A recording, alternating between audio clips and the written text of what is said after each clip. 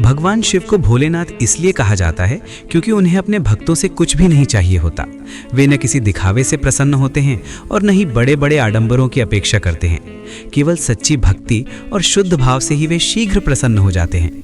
लेकिन जब कोई भक्त सच्चे मन से उनकी आराधना करता है तो भगवान शिव उसके लिए सब कुछ देने को तैयार हो जाते हैं, सुख, शांति, शक्ति, वैराग्य और मोक्ष तक।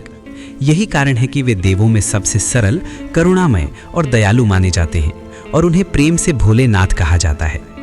क्या आप मानेंगे कि एक शिकारी जिसने कभी पूजा नहीं की, उसे सीधे शिवलोक मिल गया, और वो भी बिना जाने कि वो पूजा कर रहा है? शिव पुराण में वर्णित ये कथा है शिकारी चित्रभानु की। चित्रभानु एक निर्धन शिकारी था।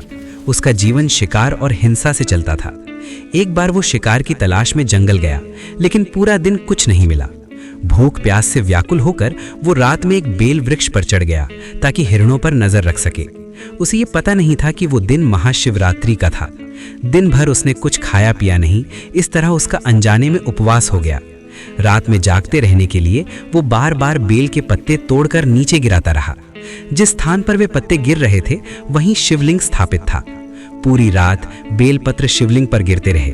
जागरण होता रहा और महाशिवरात्रि की पूजा अनजाने में पूर्ण हो गई। सुबह होते होते भूख, थकान और शीत के कारण चित्रभानु की मृत्यु हो गई। यमदूत उसके प्राण लेने आए, पर तभी शिवगण प्रकट हुए। शिवदूतों ने कहा, इसने महाशिवरात्रि पर उपवास, जागरण और बेलपत्र अर्पण किया है। अब ये यमलोक नहीं, शिवलोक का अधिकारी है।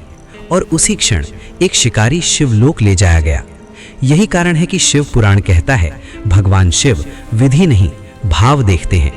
इसीलिए कहा गया है, न विधि, न मंत्र, न ज्ञान की आवश्यकता, शिव को केवल समर्पण चाहिए। जय महाकाल।